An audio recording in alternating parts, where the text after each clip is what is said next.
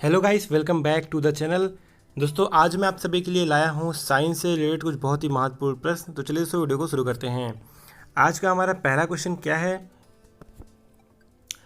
Chromium oxide paint में chromium oxide paint को कौन सा रंग प्रदान करता है? तो ये बताना है। Chromium oxide in paints make the colour of paint. तो ये बताना इसका सही आंसर क्या हो जाएगा? हरा, ग्रीन। ठीक है। यहाँ से क्वेश्चन और बनता है, जो भी हम लोग पटाखे छोड़ते हैं और उसमें से हरा रंग निकलता है, वो किसके कारण होता है? वो क्रोमियम ऑक्साइड के कारण निकलता है। तो यहाँ से दो क्वेश्चन आपका बन जाता है। ठीक है। पहला, क्रोमियम ऑक्साइड पेंट को कौन सा रंग प्रदान करता है? तो हरा। और जो हम लोग पटाखे दगाते हैं और उसके बाद उसमें से ग्रीन लाइट निकलती है, वो क्रोमियम ऑक्साइड के कारण होती है। ठीक है। चलते हैं अगले क्वेश्चन पे। अगला क्वेश्चन क्या है? दोस्तों, आप लोग इस वीडियो को पूरा देखिएगा, तभी आप लोगों को अच्छे से समझ में आएगा। और मैं एक क्वेश्चन में कई सारे क्वेश्चंस को एक्सप्लेन करने वाला हूँ। अगर आप ये 10 क्वेश्चंस का अगर वीडियो है, तो अगर आप देखेंगे तो कम से कम आपका जो है 30 से 40 क्वेश्चन आपका यहाँ से तैयार होने वाला है। ठीक है। चलते हैं दूसरे क्वेश्चन में। दूसरा क्वेश्चन क्या है?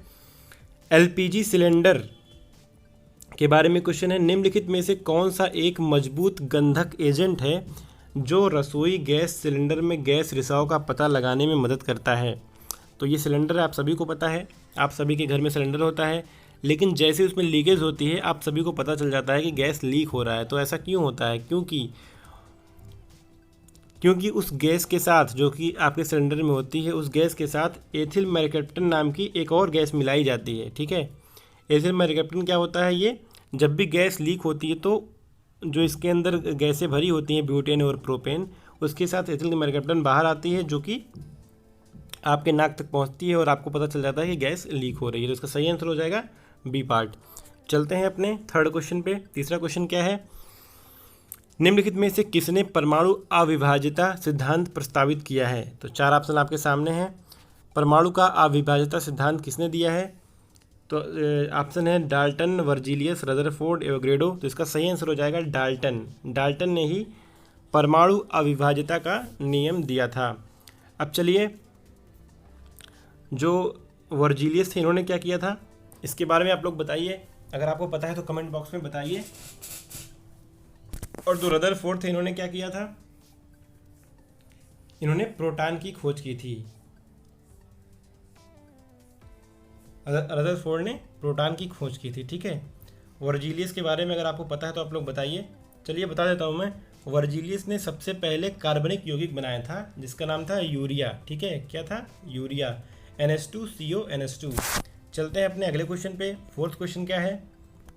निम्नलिखित में कौन पौधों में फूल आने को प्रभावित करता है? तो बहुत ही अच्छा क्वेश्चन है, इसको बताने वाला हूँ आप सभी को। चार ऑप्शन आपके सामने हैं। साइटोकिनिन, फ्लोरिजेन, ऑक्सीन और जिब्रेलिन। देखिए दोस्तों, जो पादप हार्मोन्स होते हैं वो कई प्रकार के होते हैं। यहाँ पे चारों प्रकार दिए हैं। इसमें से जो है एथिलीन भी होता है, एस्बेसिक एसिड भी होता है। तो सबका अलग अलग कार्य होता है। लेकिन जो इसमें फ्लोरिजेन है, फ्लोरिजेन का कार्य क्या होता है? पादपों में पुष्पन को प्रेरित करता है। इसका निर्माण कहाँ होता है? पत्तियों में होता है। और यह हार्मोन्स फूलों को खिलने में मदद करता है, इसलिए इसे क्या बोलते हैं? फूल खिलाने वाला हार्मोन्स भी इसे बोलते हैं। ठीक है। तो ये तो बात हो गई फ्लोरिजेन की। तो फूलों में फूल आने को प्रभावित कौन करता है? फ्लोरिजेन। इसका सही पार्ट हो जाएगा बी पार्ट। और भी जैसे पादप हैं, जैसे अगर हम बात करें ऑक्सीन की, ये जो ऑक्सीन है, तो ये कौन सा कार्य करता है? ये करता है कोशिका विवर्धन, जड़ निर्माण। पौधों, प्लांट्स के जो जड़ होते हैं, उसका निर्माण ऑक्सीन के द्वारा होता है। अगर हम बात करें जिब्रेलिन की, तो ये भी एक पादप हार्मोन्स है। और इसका क्या कार्य होता है? ये जो बौने जातियों के तने होते हैं, उनको लिए लंबा करने का काम करता है। ठीक है। तो ये तना से रिलेटेड हो गया। तो इस तरीके से जो भी सारे पादप हार्मोन्स होते हैं, उनका अलग अलग कार्य होता है। जैसे एथिलीन, इस एथिलीन का क्या कार्य होता है? ये भी एक पादप हार्मोन्स है। तो ये क्या करता है? ये फल पकाने में मदद करता है। और दूसरी बात, ये मादा पुष्पन के विकास को प्रेरित करता है। ठीक है। तो इस प्रकार से यहाँ से कई सारे क्वेश्चन आपके परीक्षा में पूछे जा सकते हैं। तो उम्मीद करता हूँ आपको ये अच्छे से समझ में आया होगा। चलते हैं अपने फिफ्थ क्वेश्चन पे। पांचवा क्वेश्चन क्या है? वायरस की खोज किसके द्वारा की गई? तो जैसे अभी आप कोविड-19 चल रहा है, कोरोना वायरस चल रहा है, तो वायरस की खोज सबसे पहले किसने की थी, ये बताना है आप सभी को। तो इसका सही आंसर क्या हो जाएगा, इवानोविस्की। इवानोविस्की ने इसकी खोज की थी। वायरस मतलब होता है क्या, विषाणु, ठीक है, क्या होता है, विषाणु।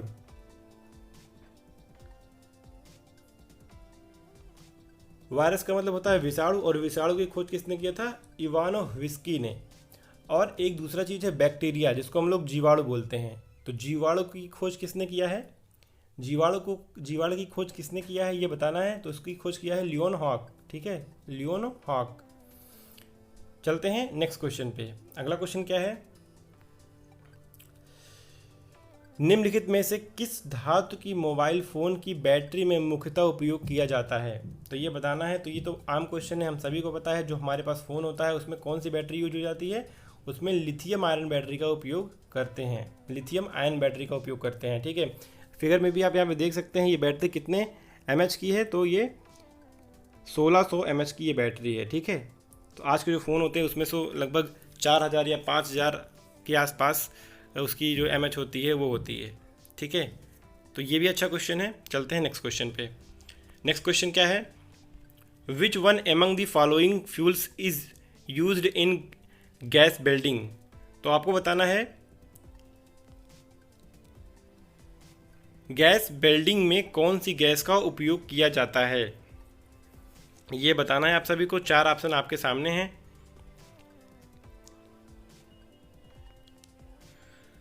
एलपीजी, एथिलीन, मीथेन और एसिटिलीन।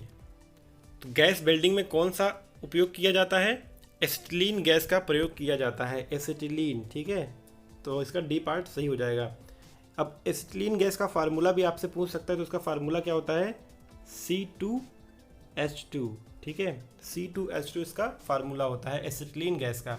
और इसके खोजकर्ता कौन थे, बर्थेलाट, बर्थेलाट।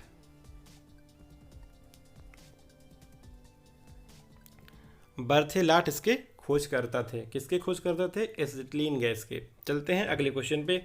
अगला क्वेश्चन क्या है, निम्नलिखित में से कौन सा एक लौह चुंबकीय पदार्थ है। तो 4 ऑप्शन आपके सामने हैं, निकिल, बिस्मथ, एल्यूमिनियम और ऑक्सीजन। इसमें से बताना है कौन सा आंसर सही है। तो देखिए, जो चुंबक की प्रकृति होती है वो 3 प्रकार की होती है। एक होता है अनुचुंबकीय, एक होता है अनुचुंबकीय, दूसरा होता है प्रतिचुंबकीय, और तीसरा यहाँ पे दिया ही है, तीसरा क्या होता है, लौह चुंबकीय, ठीक है। तीनों के बारे में आपको बताने वाला हूँ थोड़ा थोड़ा। जो अनुचुंबकीय लौह पदार्थ होते हैं वो क्या करते हैं, प्रतिकर्षित करते हैं, मतलब उनका प्रतिकर्षण ज़्यादा होता है, आकर्षण उनमें नहीं होता है। जो प्रतिचुंबकीय पदार्थ होते हैं उनका आकर्षण अनुचुंबकीय के मुकाबले में थोड़ा सा ज़्यादा होता है, ठीक है। और जो लौह चुंबकीय होता है उनका क्या होता है, वो जो है बहुत ज़्यादा आकर्षित होते हैं किसी मैग्नेट से। तो ये तीनों में अंतर होता है, अनुचुंबकीय, प्रतिचुंबकीय और लौह चुंबकीय। तो यहाँ पे लौह चुंबकीय की बात की गई, तो इसमें तो जो निकिल है वो यहाँ पे लौह चुंबकीय है, ठीक है। चलते हैं अपने नेक्स्ट क्वेश्चन पे। 9वां क्वेश्चन कौन सा है, which of following is not malleable. निम्नलिखित में से कौन सा आघातवर्धनीय नहीं है। तो 4 ऑप्शन आपके सामने हैं, ग्रेफाइट, तांबा, चांदी, एल्यूमिनियम। आघातवर्धनीय का मतलब आप सभी को पता होगा कि ऐसी चीज़ जो मेटेलिक फॉर्म में हो, जिसमें से आवाज़ आती हो, ठीक है। अब जैसे एल्यूमिनियम है, ये एक मेटल है, ठीक है, चांदी है, मेटल है, तांबा है, मेटल है, सभी में टन टन की आवाज़ आती है।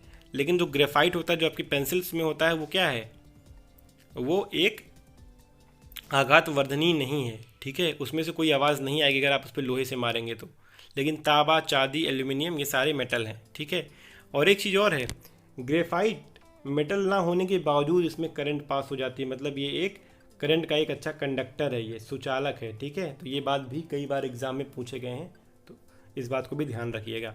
और जो चांदी होती है, इसकी जो कंडक्टिविटी होती है, जो इसकी सुचालकता होती है, वो सबसे ज़्यादा होती है। क्यों, क्योंकि यहाँ पे जो मुक्त इलेक्ट्रॉन, 1 वर्ग मीटर में मुक्त इलेक्ट्रॉनों की संख्या यहाँ पे सबसे ज़्यादा होती है।